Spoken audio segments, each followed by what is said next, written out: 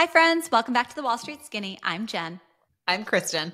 And we are two lifelong friends, former investment bankers, and teachers here to give you the skinny on how to land and thrive in the world's highest paying jobs.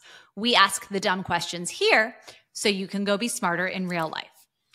I am so freaking excited for today's episode, which has been a long time coming. If you listen to nothing else we put out this month, and we have so much good stuff for you this month, so listen to everything, okay? But this is one of the most energizing and inspirational conversations you'll hear, I promise you. Listen, we know how seriously people in high finance take their jobs.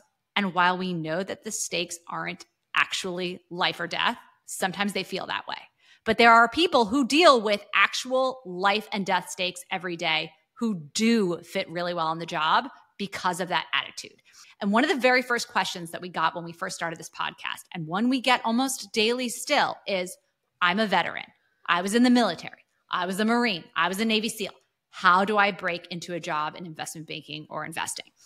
We both worked with and know so many successful finance practitioners who have a military background. And there is a very long tradition of veterans excelling in finance.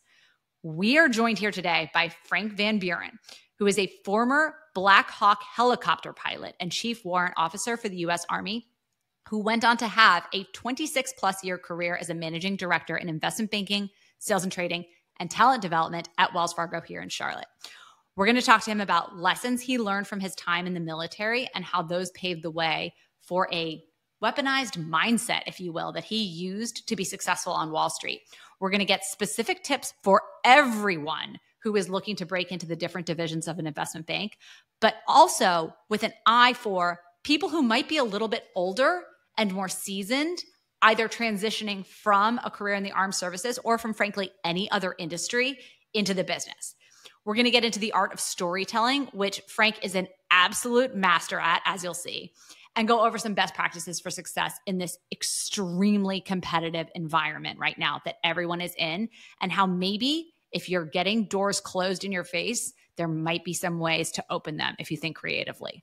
So Frank is also, by the way, a published author. He's the author of the book Lessons from the Cockpit, which I've read. It's a great read. It seriously won't take you much longer than listening to this podcast if you want to go grab your Kindle or download it on Audible. And Frank retired from Wells Fargo 6 weeks ago. So we could get him fresh out of retirement. He has launched his own business, which we'll get into here at the end, with some amazing opportunities for you to learn from both him and us in the future. Kristen, anything I missed? Yeah, I just want to really harp though on, I don't care if you were in the military or not, what he says is advice that everybody should hear. I feel like I sometimes tear up and I get very emotional when I'm moved, but there have been 2 episodes where that has happened. One of them was we were talking to your friend Ashish Goyal, who was the blind trader. And also, one of the stories Frank tells about how he had the drive and the motivation to get to be a fighter pilot, which he then ultimately was able to leverage. But that story was one that, again, it gave me chills. So you guys get to see Kristen get all teary-eyed. It's like this, but anyway, it was amazing. I love this episode so much. So I just wanted to really hammer home that this is it is such an amazing conversation. And his story is so cool. Yeah. We ask everyone, how did you get to Wall Street? I'm sorry, nobody has a better story than what inspired him to start working. So definitely check this out. I can't state enough how much I love this episode. So we are so excited today to be joined by Frank Van Buren, who is the founder and CEO of Van Buren Advisory. But he is also a 26-and-a-half-year veteran of Wells Fargo, where he was in a combination of sales and trading, investment banking, and ultimately talent development as a development officer. He also was a Blackhawk pilot and a chief warrant officer in the U.S. Army. So Frank, we are so excited to have you here today. And we want to talk all about your experiences that led to your career on Wall Street. But we wanted to get you on here today to talk about the intersection of the military mindset and Wall Street proper. I think that oftentimes people who come out of the military end up being great fits within the investment banking world, may not know that that opportunity exists. But I think that also Wall Street and the military have so much in common in terms of the training and talent development processes that young people go through coming up through the ranks. So I'd really love to start off talking about why you see so much overlap between the two and how Wall Street is similar to the military, how it's different. Well, first and foremost, Kristen and Jen, thanks for inviting me on this podcast. I've watched your rise in this business, and I'm really impressed. We have a mutual friend in Sebastian who said, you got to talk to these two once I told him I was starting the business. So I'm really excited to be here today. Serving the military was perhaps the greatest honor that I've had so far in my life, besides maybe having kids as a father. I'm a father of 3 kids. But I will say that the military is a tremendous source of talent. And, 250,000 military veterans transition every year. So it's a deep pool of talent. And as you mentioned, the talent pool has a lot of similarities as far as what we're looking for in these highly demanding professions like, the Wall Street careers of investment banking, sales, and trading. So the foundation of, I think, that connectivity is it's highly likely that people that are transitioning from the military are, one, hardworking. They've clearly demonstrated the ability to work in teams of diverse backgrounds. So that's something that always does well on Wall Street. They clearly have been tested regardless of whatever profession they had or specialty in the military. The very experience of the military tests you in so many different ways, mentally, physically, and even spiritually sometimes. You have people in the military that are task-oriented and are focused on accomplishing the mission. All those things are very, very attractive to corporate America and specifically to Wall Street. Wall Street, as you two know, is highly demanding. It requires someone that's ambitious, that is mentally tenacious, that can work on timelines that are very short, oftentimes under pressure, oftentimes the very high standards. Rarely will you get a veteran that hasn't been tested, and Wall Street likes that. Rarely will you have a veteran that can't work in teams of diverse backgrounds. Everyone that's been to basic training knows that the first day you get there, you have a common experience. And the military is very good at getting everyone to the same foundational level, and then you build up together. They start usually by giving you a common enemy in your drill sergeant, and this person is usually not a warm and fuzzy type of person. But you start to build relationships and connectivities, and military folks are really good at finding common bridges and common bonds. That's really valuable in a Wall Street scenario because oftentimes, as you know from your experiences, whether you're working on, an M&A team or whether you're on the trading floor and you're whipping around bonds and it's a stressful situation, having people you can trust and people that can operate under pressure is really important. So that's a foundation. Military veterans, historically, when they're transitioning, they're looking for a long-term play. Many have been moved around quite a bit during their military service. If they have families, the families are usually looking for some sort of stability or anchor to set the family up. They're looking for organizations that have a long history of developing their talent. For example, Wells Fargo and all the big banks that we've worked for, whether it was, Barclays or Lehman Brothers or Morgan Stanley, et cetera, all have plans in place to develop talent over time. And so usually when someone is transitioning, they're looking for a really credible organization and a credible field. Wall Street is incredibly credible. And so when we think about what's attractive to veterans and what's attractive to the firms that are hiring, there's a match there. And that's the foundation for why Wall Street likes to see the veteran community as a pipeline of talent. At the end of the day, veterans always have unique challenges, and the challenges have less to do about their capability to do the job and more about their shifting from one culture to another. And that oftentimes deals with going from a culture of command and control to one of persuasion and nuance and listening. And, veterans are usually rewarded for being decisive in very short timelines. Well, that's great on Wall Street, but also we know that in the professional corporate world, there's a lot of listening that has to be done. and no one is given the absolute autonomy to make decisions. So that's one transition point. And the other transition point is just really understanding that they have to learn how to advocate in a dignified manner. They have to learn how to self-advocate in a way that is consistent with who they are, because usually veterans have this quiet professional thing going on. Mm-hmm. And I had it too. You won't believe it now because I can advocate now. But when I started off, you kind of have this image that if you just do your job, and if you're a professional, if I'm a professional pilot or professional Navy SEAL, well, that'll work itself out, because in the military, you are rewarded for excellence and there's less self-promotion. But as we know in corporate America, you have to learn how to self-promote in a way that is consistent with who you are. So for me, the way I threaded that needle was I started to really dish out credit to my team members in a public setting, which essentially brought credit on to me also. But I didn't feel like I was doing it in a way that was kind of cheesy or a way that was inconsistent with my culture and my background that I learned in the military. So you'll learn these little tricks and tricks. But over time, the number one thing that I'll say for corporations is if you want to build a great pipeline with military members, then you have to give them enough runway to get the plane off the ground, to use an aviator analogy. And that usually means if you're doing transition programs, you have to recognize that if you take off the submarine, officer uniform on one day, it's going to be hard to drop in and trade derivatives. Victor Perez, one of my favorite guys at Wells Fargo, he did well, but we had a transition program for him. So firms that are world-class will provide those bridges. We can talk a million hours about that. But essentially, if you want to be good at transitioning veterans, then you have to focus on how do you give them the apprenticeship experience?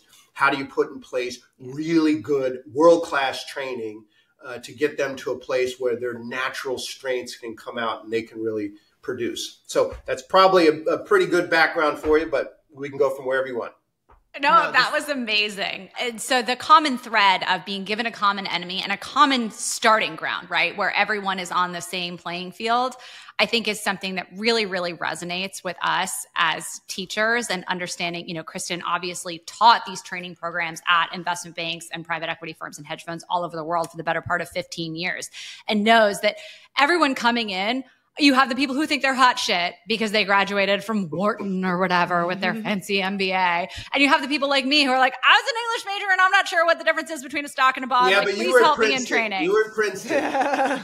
That's true. And so I do think that there is this leveling of the playing field that happens to some extent at the banks, not obviously the same way that it does in the military, but I do think it's, and part of that process is, by the way, everyone's getting coffee their first year. And it's like, what's the purpose of getting coffee? That's so outdated, blah, blah, blah. That task is so demeaning. It's like, well, how you do one thing is how you do everything. So if you can show the team that you can add value, the sooner you'll be done with the coffee runs, right? If you do them well.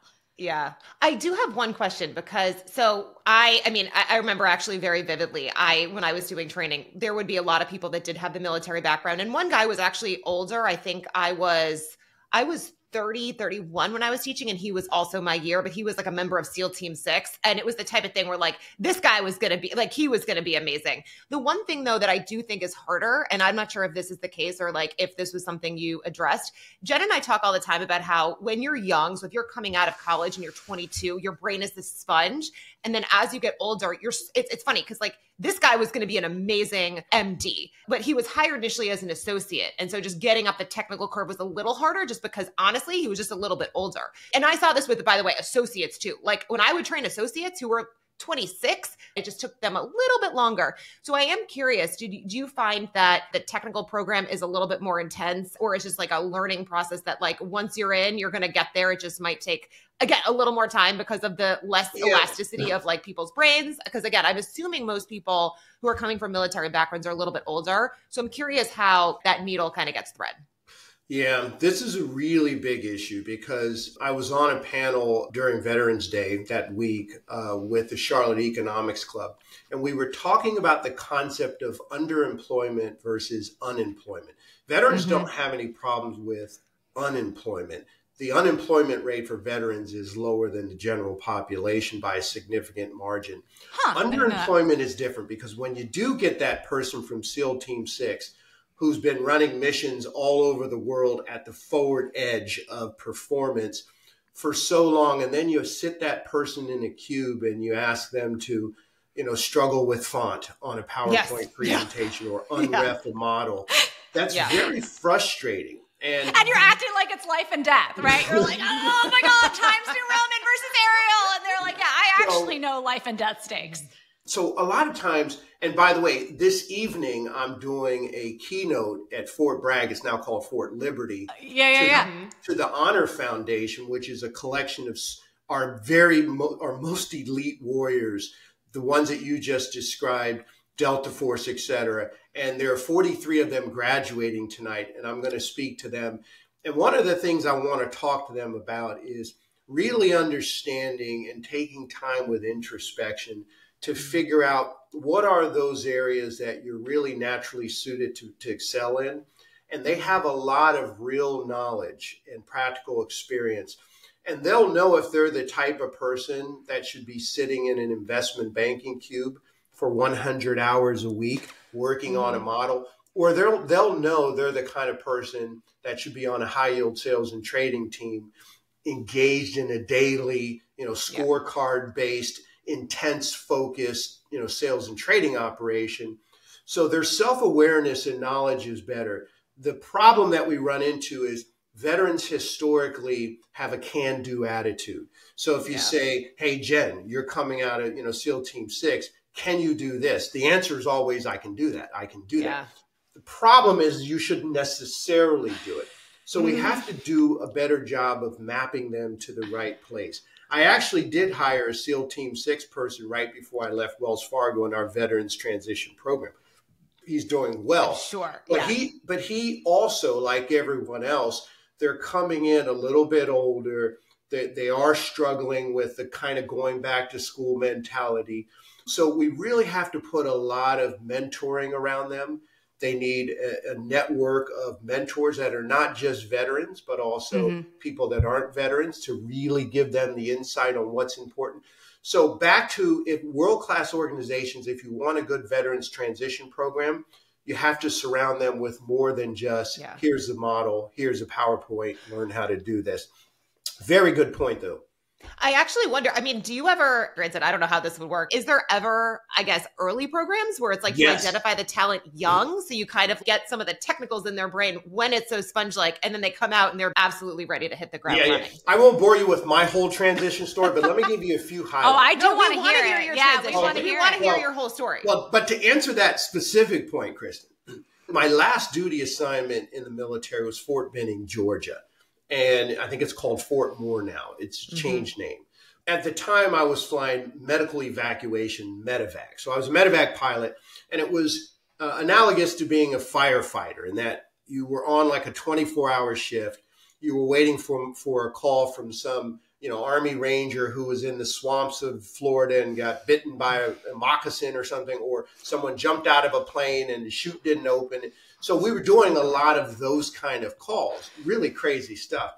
Well, it turns out that kind of firefighter schedule allowed me to study for the GMAT. And that's how I ended up being prepared to then pass the GMAT, do well in the GMAT, get into Chapel Hill, et cetera. But oftentimes there are programs early on. The Army has a program where they give you kind of 9 to 12 months to bridge. There are also amazing programs like 4Block. And I'm a board member for the Veterans Bridge Home. And I don't know if you've ever heard of Noelle McCall. She's really good with transitioning veterans. There's a whole community of people that do that early transition that you're talking about, Kristen. And that's really key. But more important than that is an understanding of what they're getting into. Because as I said, they're most likely to answer, I can do that.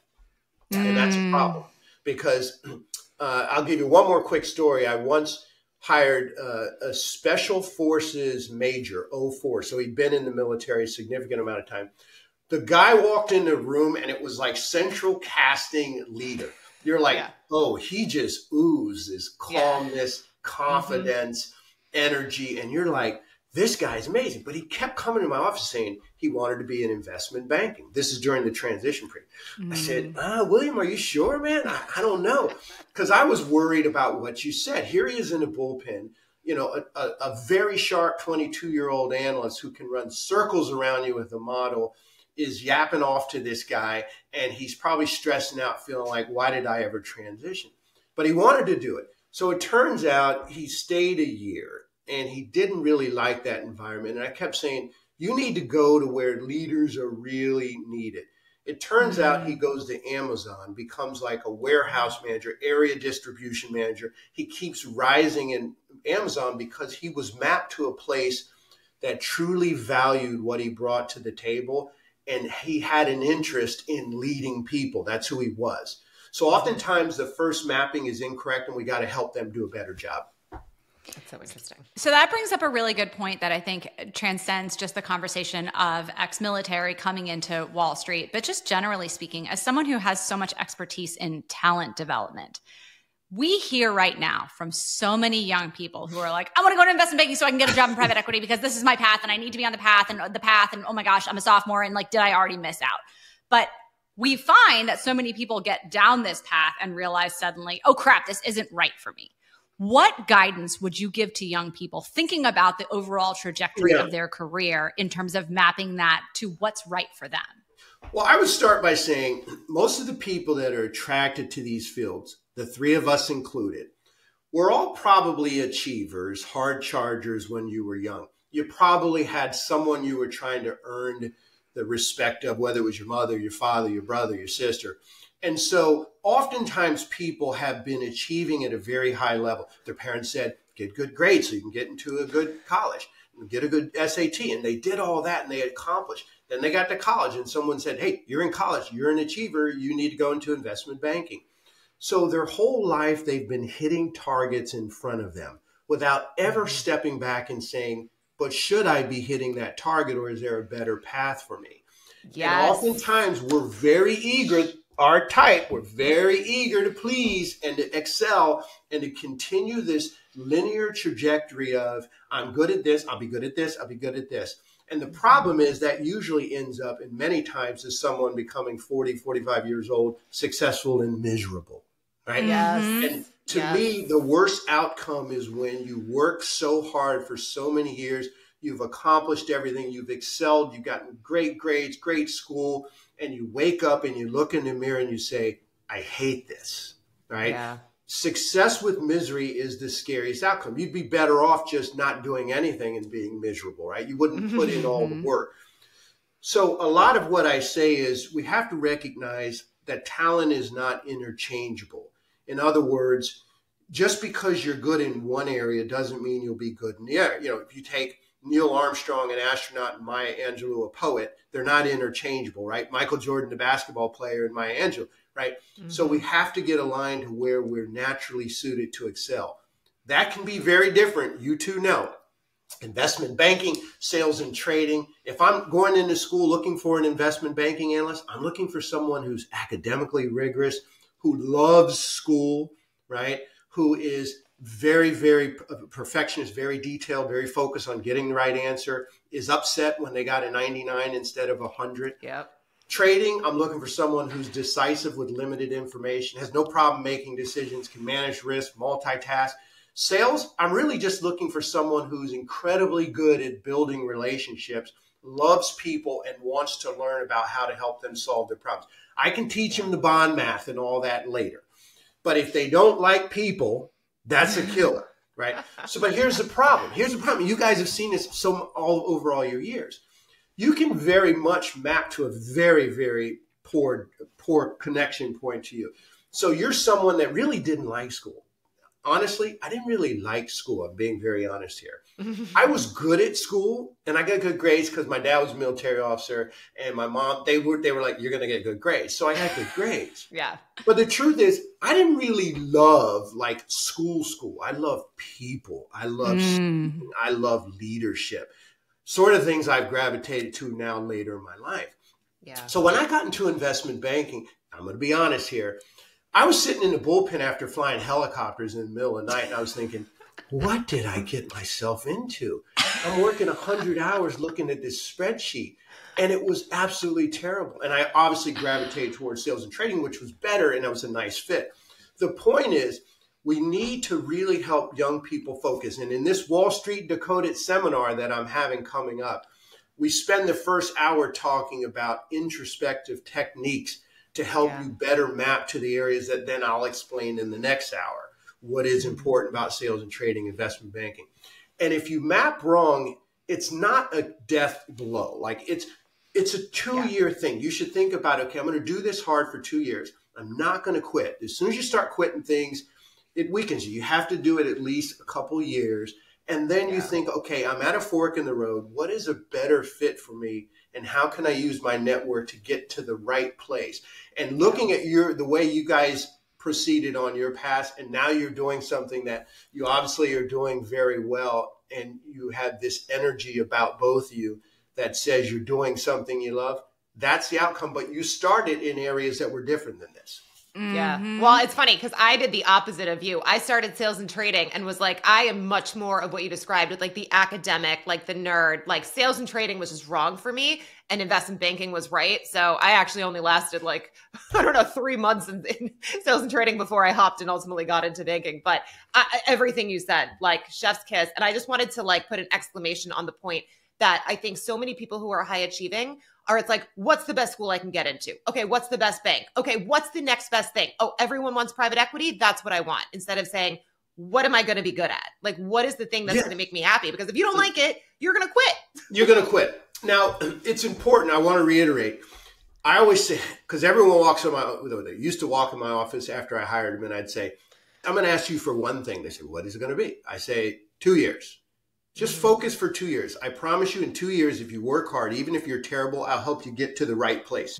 And the key is that by working hard for 2 years, you're going to develop some skills. They may not be what you want to do, but they'll help you on your path. So it's really important early on that the early experiences are not seen as this is my end all be all. They are just a stepping stone. But at every fork in the road, you have to make a choice that gets you to a place where one day you walk in and what you bring to the table is valued at the highest levels. If we had to force rank what are the top 3 things you need, you have those things. And the things that trigger fulfillment in your life, that make you happy, that light you up, those things are somewhat present in the job. When you get to that state where you're walking in, you're valued and you're lit up every day from something, now you're on the right path, right? But it might take you a couple of bites of the apple. And so each experience can be used as a way to increase your self-awareness and also to get you to the right place. I can't stand it when people walk in and say, I want to be a managing director in investment banking or sales and trading. I'm like, why don't you just be an analyst first and then an associate? And because my path, and I'll tell you what, here's the way I would say it. I have met very few managing directors in this business that had this perfectly linear path. I just haven't. Have you two? I mean, have you met a lot of them? No, very, very few. And I actually want to ask you a follow-up question to that, because we just talked about the people who succeed in everything they do and are always rising to the top of the class, whether it be in school, whether it be within their firm, et cetera, et cetera. But we talk to so many young people right now who, in the incredibly competitive environment of trying to land these jobs in the first place, are staring down rejection after rejection after rejection, super day after super day, where they're like, we'll get messages daily that say, I just did 2 super days and I didn't get an offer after either of them. What am I doing wrong? And I'm like, first of all, I don't even know your name, so I can't tell you what you're doing wrong, right? But what guidance would you give to people who are feeling so frustrated and so burnt out so early vis-a-vis this process, whether it be simply the process of applying for the job, the frustration of not getting the return offer after the summer, or that feeling of burnout that so many people seem to be experiencing earlier and earlier in their career these days? Well, first thing I would say is this is a competitive business. Goldman Sachs had 300,000 applications for their internships. I don't know. For 2,700 spots, by the way. So a bizarre kind of ratio. So it leads to the next point of, are you really committed to getting into the business? If a person is committed, they can get into the business. It may not be in the traditional path. Oftentimes you have to take a roundabout way. You have to build skills that are appreciated by the people in that business. You have to build network and relationships that are mutually beneficial. You're not just taking from your relationships. You have to have patience. So many people come to me and they say, I missed the sophomore window. I'm told I'll never get into investment banking. And I'll say, well, I am highly confident that if you want to get into investment banking, you can. I'm not telling you the timeline. You may have to buy more time. There's a couple of different strategies. And the way I always like to think about it is, if a pilot is trying to land a plane in bad weather, they punch out of the clouds and they look at the runway and there's not enough landing area. They have a couple of choices. They can try to squeeze the landing in, which is always dangerous. That would be analogous to you've missed the window. Now you're still trying to get in. Mm-hmm. You can do a go around, which would be a wise thing, which is you buy more time in the investment banking, sales and trading world by either, taking an extra semester or doing a master's degree in analytics or accounting. I've hired many people like that. Or you go to another airport, and the other airport, the analogy there would be you do another job like accounting, or you go to an accounting firm and do M&A transaction experience, or you do, financial planning analysis, or you do corporate commercial banking. All of these things are what I would call you changed your path. You went to another airport, but you're going to come back and land at that airport later. That could be a 2 to 3 year delay. If you do one more year in college, which is an amazing tactic if you're a senior and you're committed to getting in, just do one more year. Get your parents to help you get a master's degree, or even do one more semester, focus on like financial planning, financial statement analysis, and then try to do an off-cycle hire, or take the 6 months between when you graduate in December and when you start with the normal investment banking cycle and go visit the world, like explore. This is life, right? You're not supposed to be just working. It can be a balance of things. So the point is, there are options that you have. I'm highly confident that you can get in. But the bigger question is, should you get in? And the should you get in is something I really like to test early on. Does the person have the belief system and the right skills, mindset to map to a particular area? If you know the different areas, it's highly likely there is one that really suits you, but it's also highly likely you're trying to land on the wrong airport right now. So we have to talk about those things. So you're absolutely right. This is an area of stress for people, and it's an area that we have to approach in not such a linear manner. You don't have to be in investment banking the first day out of college.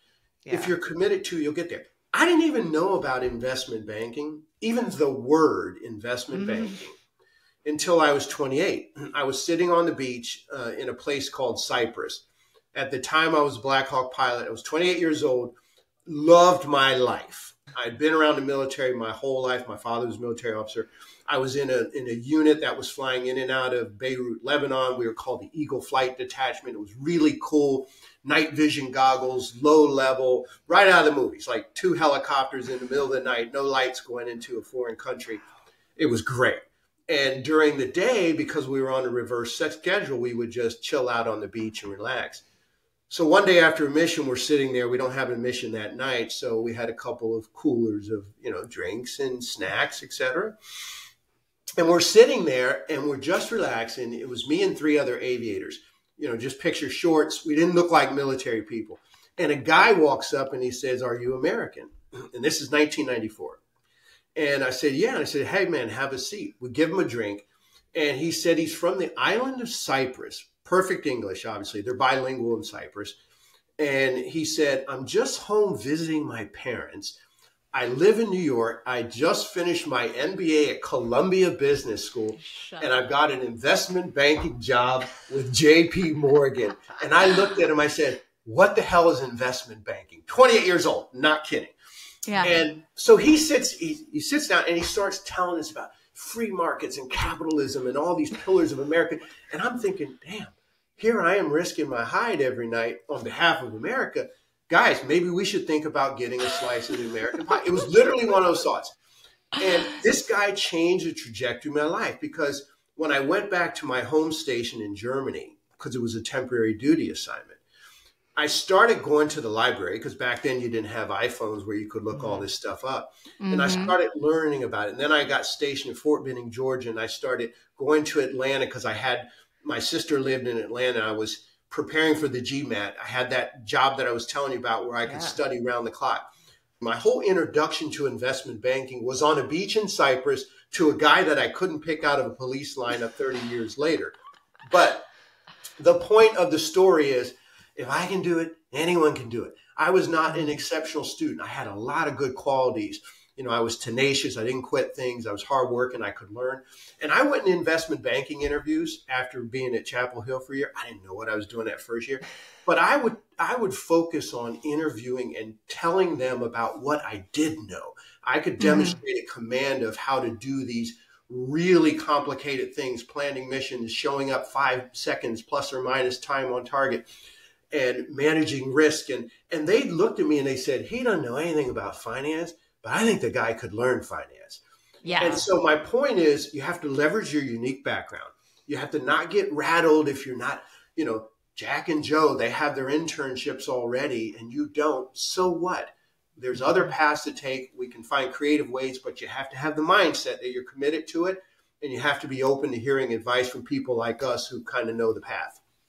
I have to say, Frank, I think you have the best story for like origin story of Wall Street of any single person we've heard.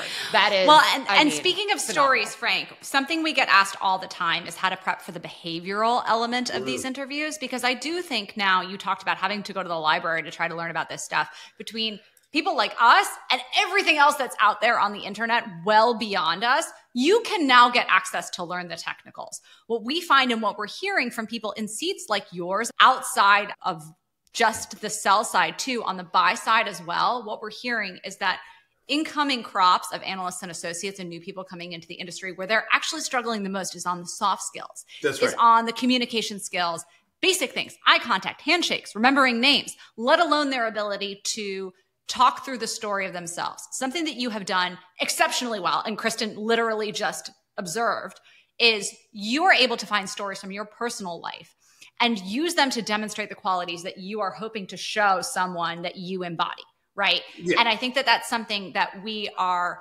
hopeful that people can learn how to do again. I think that's become a lost art, the art of storytelling. Yeah. Everyone thinks that's not necessary for a high finance job. It's, can I do the math, right? Sure, everyone can do the math. One of our podcast guests said, I'm just selling dollars. I need to tell you and convince you why my dollars are better than someone else's dollars, right? That's right. So, so you were tapping on, oh my gosh, we could talk an hour on this, but I'll summarize by saying there is nothing more powerful than a story in transmitting information and creating a narrative that demonstrates your core values, what's important, and your hunger for the job. I will say that if I start with once upon a time, every kid leans in, right? The story is the secret. So think about it this way. You go in an interview, they have your resume. They know what schools you went to. Right? If they've read it, by the way, which like 9 times out of 10 when I was interviewing, I was like, I don't know, this, whatever. Like, they'll tell me about themselves. Yeah. And they say to you, take a couple minutes and tell us about yourself. And people default, they look down the resume and I'm like, oh, geez. They read their own resume like they've never read it before. They're like, I guess I went to school. Yeah, like no one can, they just care about what connects those bullet points. Yes. So you've got to learn how to tell a powerful story to open up. Like I told you the story there about being on the beach. You don't need to know much about me, but that told you a lot about me. Right? Yes, it did. So it told you that I have the audacity to go for a dream. It told you that I have a core belief in my country. I was risking my hide. It tells you a lot about me. I don't want to go through all that. But what but it weirdly also gets me picturing you in shorts, which is a strange thing. The flight suit might have been better. That was always the true thing, the flight suit. But I once had an intern, and he came into my office. He was a sophomore intern. We didn't hire a lot, but sophomore. And he sat down in the office, and I always said, tell me your story. So he said, I was born in a barn in Bangladesh to a single mother. And ever since then, I've been fighting. The whole family is here now. We immigrated here. He went to Baruch College and he said, I want to get in Wall Street because I think that's the best way to help my family. I was like, you're fucking hired. Like, done. I was like, I'm going to fight for the kid. I'm going to fight for the kid. It turns out his name is Ratik Adhikari, and he's in Wells Fargo's Regal Group. I wasn't going to let that kid go. That kid turned out to be the top analyst. The key is when you interview, in every interview for the rest of your life, a person has to demonstrate three things. I call them the three pillars of an interview. No matter what you're interviewing for, a Navy SEAL, a nurse, a physician, a banker, you have to demonstrate, one, the capacity to do the job. In investment banking, that's based on your analytical skills, your intellectual curiosity, your schoolwork. You have to show a performance record there, your ability to work in teams, to communicate, work on timelines, those kind of things. That demonstrates your capacity. A lot of that's on the resume, but you have to be able to articulate that through short stories. The second thing you always have to demonstrate, the second pillar, is your interest in the business. Even if you walk in and you wow me with your capacity, but then I say, well, tell me what you read to keep up on the market, or tell me why you care about, you like this. And they know nothing about the finance business. They don't watch CNBC, whatever. They have nothing that tells me on their resume they're in clubs. I'm really hesitant to hire them because even though they're really, really strong in capacity, they don't have the interest. And we know that without interest, you can't be really good at something. Yep. The third pillar that you always have to demonstrate is your desire to do the job. Even if you have the capacity, even if you have all the right things on your resume, the clubs, but I just sense when I call this guy at 2 p.m. on Sunday to come back in the office because we just got a mandate on $1 billion deal, he's going to roll his eyes because he's headed to the beach with his girlfriend. I don't really want to hire that person. They're not hungry. When that guy, Ratik, told me his background, he checked that desire box. I said, this guy's going to run through walls. I'm going to hire him. I don't care where he goes to school, right? Yeah. So the point is, when we think about successful interviewing, the technicals, there's so many great courses. You guys have courses. Go to the wallstreetskinny.com. No, I mean, they all have amazing technical training programs. I don't hire on that because I think if they have the capacity we can teach, they have to show. But as far as teaching the technicals in the interview, you've got to tell the story. At the end of the day, I want to say, why should I hire Jen over Kristen? Why should I hire Frank over Jag? Frank over Susie, right? And the reason is usually not about who's the best at modeling, assuming you get over the, you have to be able to, obviously answer the question. Yeah. Well, it's so interesting. I wanted to add one thing. I do think there is this perception that especially the younger generation, they push back. And it's actually been, a number of thought leaders are talking about how they're actually trying to turn away from some of the Ivies because they have the smarts, but they also are a little bit like, this thing is beneath me. Whereas like if you go to some of the other schools, like they ultimately can do the same thing at the end of the day, but they're a little bit hungrier for the job and they almost appreciate it more. So that's just kind of a very interesting. It's very interesting. Yeah. And I would just say the nuance of that is it depends at what level you're getting from Ivy versus, let's say, Baruch. So, for example, if we go to if we go to Ohio State, my son's a lacrosse player there. So let's just use Ohio State. Yeah. If you go to Ohio State, not an Ivy League, and you're recruiting for investment banking, you're going to get the upper echelon of people who are dying to get in because they may not be a feeder school, right? Baruch, some of these schools. But if you go to Ivy League, they're feeder schools, but you could be getting the 50th percentile person. Yeah. Now, nothing against 50th percentile at Ivy League. I think that's really great. But the point is, you might not be getting the hungriest of the group. So you have to really look at on an individual basis. The best interview I ever did was from a lady from Yale who was a philosophy major. And she answered questions with such a logic, such a calm demeanor. She was asking us questions. And I was like, oh my God, she's really smart and thoughtful. She doesn't know finance, but she knows how to think and critical thinking skills, her ability to articulate. So I've hired from great schools, the upper elite, and I've hired from really, really basic schools. The best M&A VP, in my opinion, at Wells Fargo now is a guy that went to Wayne State. His name is Charles Ashton. I'll give him the props here. Wow, Charles. I hope you're listening, Charles.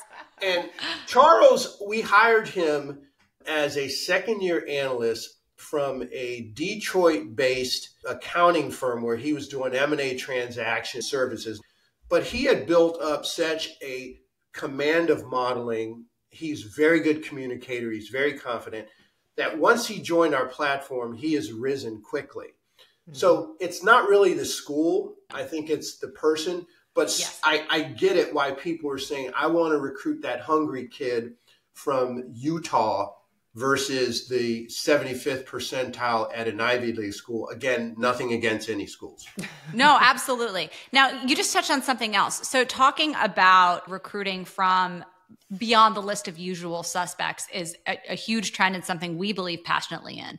But I'm curious if you could speak to also the phenomenon of, this is something I wanted to talk about for a long time on the podcast. Obviously, we are both here in Charlotte. Charlotte is the second biggest financial hub in the United States. A lot of people don't know that. Right behind New York City, it's Charlotte as the second biggest finance capital of the country, not Chicago, not San Francisco, not Miami, despite all the hedge funds' best attempts at it. What do you perceive as the pros and cons of having your career play out in a secondary city rather than in New York? Okay, so a lot of this is dissipating because our ability to utilize technology in a virtual setting is connecting teams from all over. For example, in my previous firm, when I was staffing deals, I could staff an M&A deal with someone that's an analyst and associate in San Francisco, someone in New York. And obviously, everyone's going global, and we've hired so many people in Bangalore, India, that now produce exceptional work, and it's a great talent pool there. So being in a geographic location in and of itself is not as important as before if you have a support network of people around you that can provide real-time mentoring and guidance. Sometimes it does help to sit behind someone and watch them move around the keyboard. And you can't do that virtual, right? And the two of you know from your background. But it doesn't say that if you have locations in Charlotte and Chicago, New York, and there is a critical mass. I think that's the key.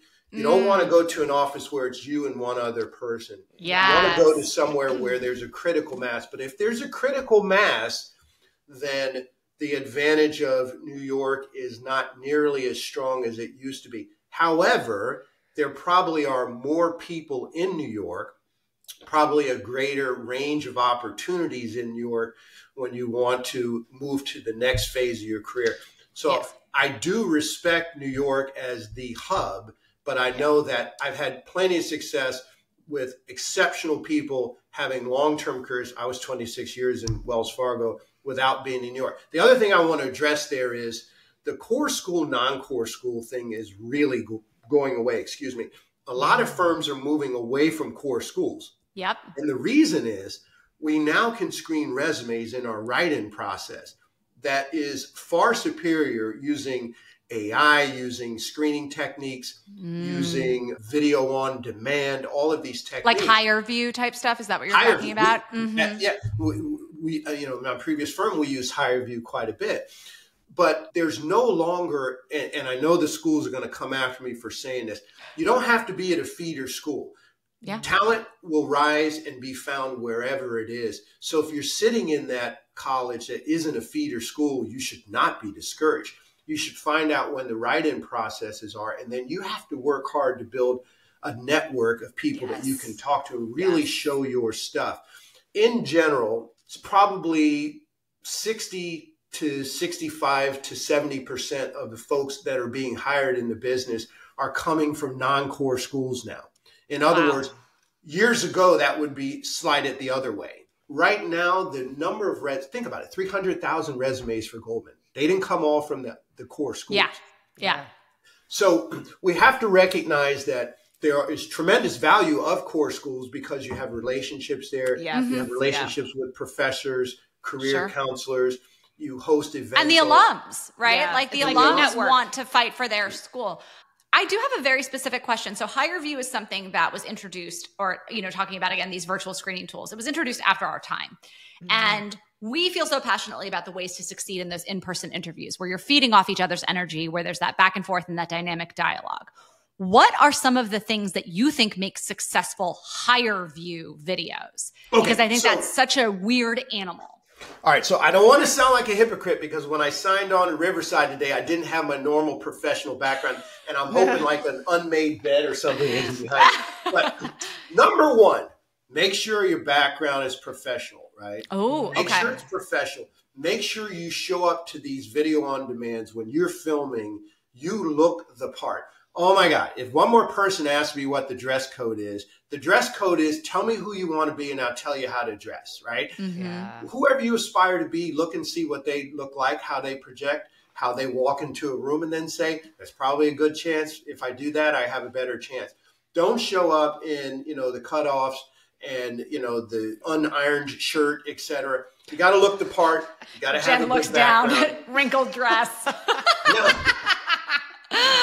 Hey, I'm not a snob. I'm just saying you have to look the part because you don't want to self-select yourself out, right? Yeah. If I turn on video on demand and I see that the person looks like they just rolled out of bed, the background's terrible, everything looks unprofessional, I'm already making a judgment. This whole 7 to 11 rule applies on video too.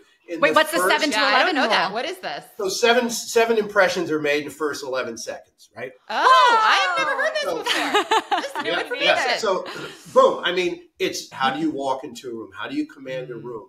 And it's not by talking a lot, right? It's by, and I don't want to give my state secrets away here, but by warm eye contact, 2 to 3 seconds with each person, a smirk, not a crazy, like a clown smile. Make sure your body posture is good. You sit down. I mean, there's all of these little things that even on the video, if I start talking like this, you're like, well, he might be a genius, but he looks a little too laid back for this business. Yeah. So make sure that you know that video on demand, people are making decisions about the look. I know you're not supposed to say that, but they are. So you have to show up. You have to have a high level of energy. Play your favorite song right before your video. Like get jacked up. Right? You don't have to be crazy, but you have to have at least a positive energy because it's not as easy on video to transmit energy as it is in person. Like if we're sitting here, it's a lot better, right? Jen and I had coffee. We're having a great time. We're laughing. We're joking. And so you have to make sure those kind of things are taken care of. But at the end of the day, you still have to go back to those basic things. You have to tell a story that connects your ability to do the job with what they're asking for. So look at your resume, come up with some stories, think about the stories that really resonate with what they're looking for. How many times have someone walked into an interview when I was on the sales and trading side and they started talking about everything except for people? And I said, I'll tell you what, here's my first question. Do you like people? Do I like people? Yeah, do you like people? Why do you ask me that? I thought you were going to ask bond math or Fed policy or something. No, because if you don't like people, you probably aren't going to be really good at sales. So tell me about 5 people in your class. Tell me about their hopes, their dreams, their aspirations. Tell me that you, or explain to me or show me that you really are a person that's going to be great in sales. And that's different than if someone's walking in investment banking. I really want to know if you have the analytical capacity to do the job. It doesn't really matter if you're the most friendly person in the world because the first 2 to 3 to 4 years, you're going to be in a bullpen. Yes, you have to work with people, communicate. They're not mutually exclusive. But a salesperson, that's the bread and butter. Yeah. Oh, this is invaluable insight, Frank. We are so incredibly grateful. So full disclosure, I've read your book, Lessons from the Cockpit. And guys, this is a quick read that will teach you so much, regardless of what industry you're interested in. But one of the things that you've said from that book is that opportunity wears camouflage. And I would love if you could speak a little bit about what that means to you and what lessons young people can learn from this who are either feeling hopeless, who are feeling frustrated or confused about what their path is, or are trying to figure out how to evaluate the next steps in their career, whether it be landing the first job, going from the internship to full-time, or even thinking about an exit within the industry. Yeah, I always like to start this concept of opportunity as camouflage by telling a quick story. And it had to do with when I was frustrated because I wanted to go to flight school. I wanted to become a pilot. And the reason I wanted to become a pilot was the last day of training at Fort Bragg, now called Fort Liberty. We had this huge exercise where all of these Blackhawks like came screaming over the trees, and we boarded the Blackhawks, and the pilots were incredibly aggressive. They were flying right on the treetops, making tight turns, and you could feel the G loads, and we were hopping over down valleys. And I was like, oh my God, I was lit up like a Christmas tree. The problem was when I played college football a couple of years before, I had this massive knee injury, and it pushed back my training. So I was at that training after I'd graduated college, when all my counterparts had gone the previous summer. So in the investment banking world, my junior summer. Mm-hmm. So they had all got the allocations that were most sought after, going to Ranger School and all that kind of stuff. So when I finished the training and I got off that aircraft and I got my commission as a second lieutenant, and I went to Milperson, which is like HR, and I put in my request for flight training, they laughed me out of the building. They're like, well, all of those spots are already done. So I went through this process of joining a National Guard Reserve unit. I had a job as a salesperson door to door selling fax machines. Oh, wow. Oh my gosh. Which was a brutal job, like 50 no's every day. It was like literally door to door. But I was doing that, trying to buy time while I was in the reserves and figure out how to get to flight school. So the opportunities camouflage piece of this comes because I'm in suit and tie. I'm working for Harris 3M. I walk into a building. It happened to be the Warrant Officers Association. Remember, I told you warrant officers are the ones that do most of the flying in the Army. And this guy walks out, and his name is Mr. Don Hess. And he's a distinguished warrant officer. He was the executive director of Warrant Officers Association. I knew none of this at the time. I was trying to sell a fax machine. So we start talking, and of course, as a people person, I asked him about his background. He tells me he was in Vietnam and blah, blah, blah, and all this stuff. And I go into, well, I'm actually in the Army Guard Reserve. I really want to become a pilot, and I go off on my whole thing. And he looks at me and says, let me talk to some people I know. I used to fly in Vietnam with a general who is now head of Milperson. I said, okay. So back then we didn't have cell phones. He brings me back to office a couple weeks later, and he says, we can get you to flight school, but there's risk involved. I said, what's the risk? He said, you've got to resign your commission as a second lieutenant, re-enlist in the Army as a private, as if I was coming out of high school, shaved head, everything. And if you make it through that, the basic training, you'll go on to flight training. If you make it through flight training, so that's like a year and a quarter, you'll get to fly the best aircraft in the Army. But if you wash out of flight school, you got to go into the Army as an enlisted man doing whatever the Army needs. Wow. And I looked at him and I said, you're done. I'll do it. And he said, son, I want you to think about this.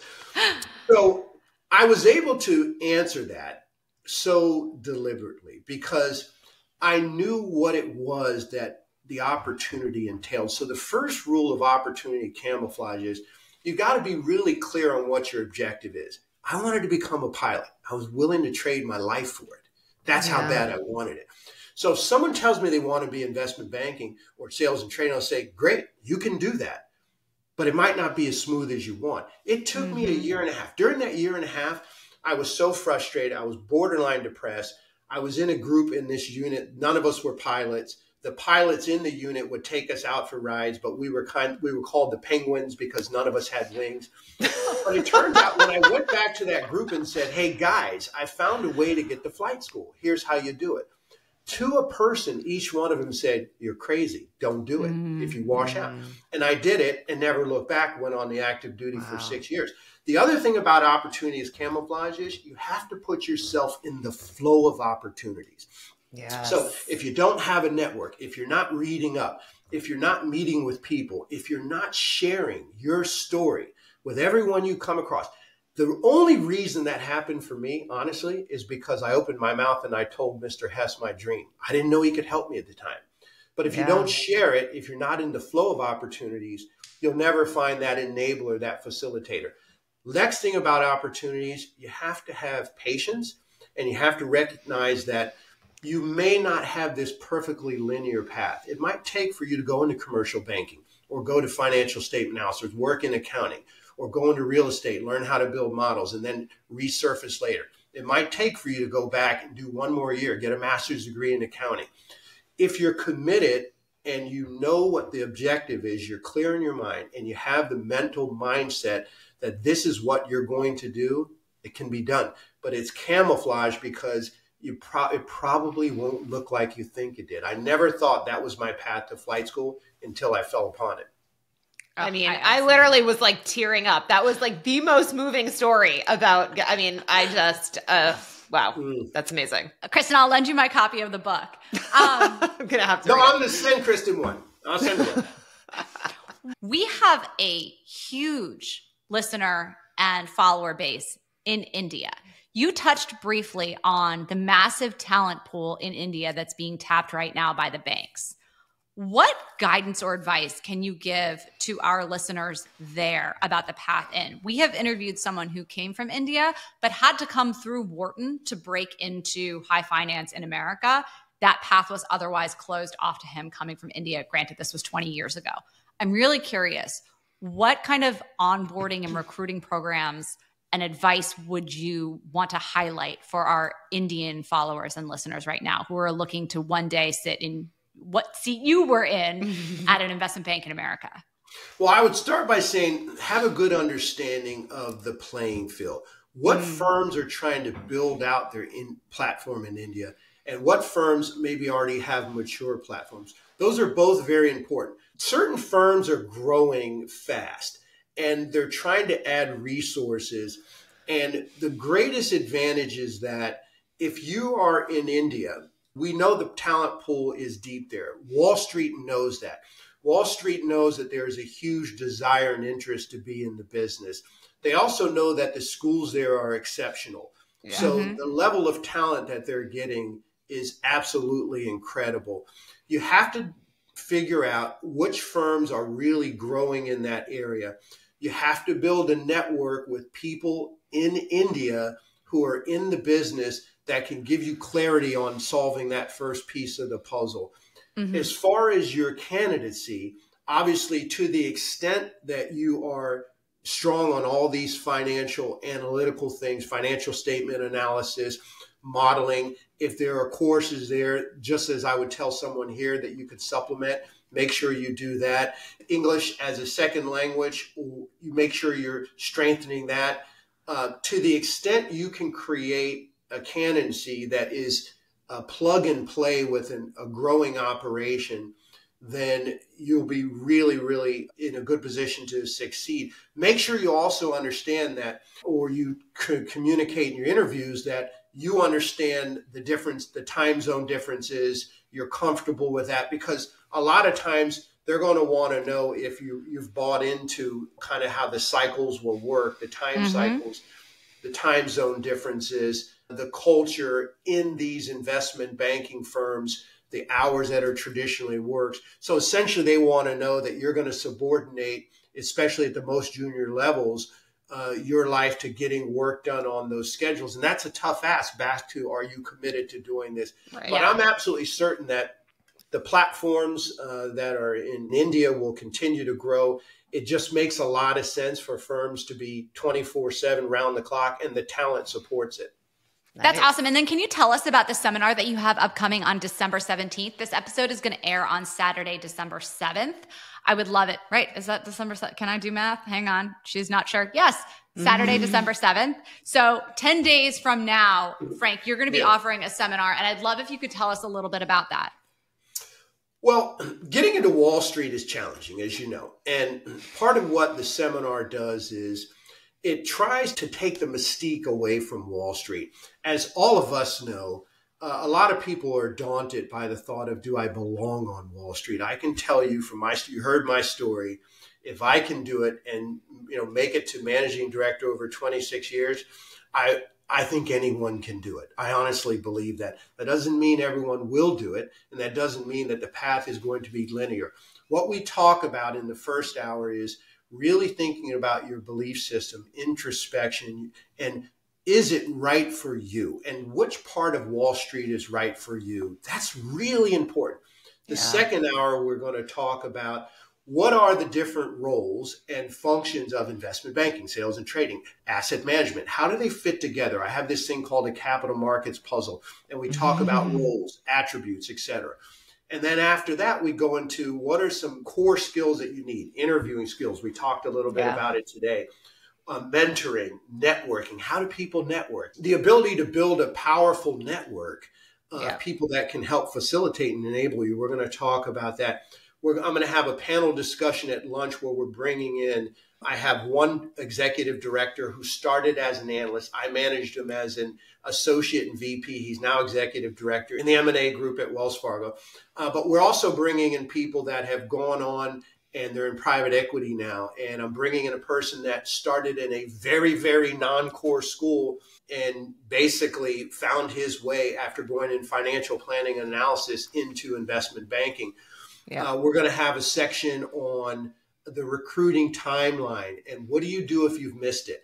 And then we'll close up with, I'm going to share all the tips and tactics and tricks that I've learned watching and managing bankers for years on how to succeed as an intern and convert that into a full-time offer, you know, how to show up every day, how to manage time, how to deal with workplace conflict. How do you deal with it when you're at 90% capacity and someone just hits you with another assignment? And you don't want to push back because you're worried about your branding, but you know it's going to sink you and you're going to produce terrible work. What is the way you do that? So all of those practical tips, that's going to be essentially an 8-hour seminar that we're going to have. It's all virtual. I know it's a lot, but if you want to be in the business and you're willing to make an investment, it's priced at $499. The reason it's priced that way is I want to make it affordable for a lot of people. If you spent 75 G's on going to college and you really want to do this, this is a no-brainer. So think about it. And if it's right for you, great. If it's not, it's totally fine. Frank, this sounds absolutely amazing. So we're going to have a link to the seminar in our show notes. And with the code TWSS, you guys can save 10% on that headline price. So we want to make this as affordable and accessible as possible to everyone. It sounds like it is well worth that. And quite frankly, much more. If you were to get professional training like this on the street, it would cost orders of magnitude more. So Frank, this has been such an honor. And we are so excited to see what you do with your new venture. And Kristen, anything else that we didn't hit?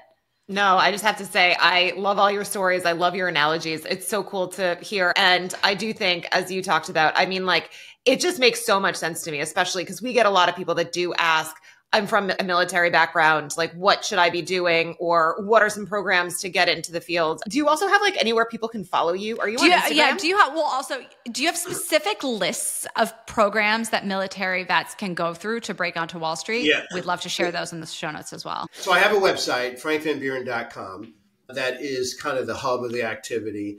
Well, of course, I have a LinkedIn profile that's pretty active. But on Instagram, I'm just getting ramped up there. The best two areas are LinkedIn and then my website. Fabulous. The best place to get me. And as far as military veterans, the number one piece of advice I would give veterans who are transitioning, if you want a place to go to learn a lot, is a website called beyondtheuniform.org. Beyond the Uniform. It was started by Justin Naziri, a friend of mine. He was a Naval Academy graduate, nuclear submarine officer, Stanford Business School, worked at McKinsey and decided, I want to be an entrepreneur. He started several businesses, and one of the businesses that he started was this Beyond the Uniform. He wanted to give back to the veteran community. It has over 500 podcasts from successfully transitioned veterans. I think I did the 37th interview. It's far beyond me now. There are CEOs on there.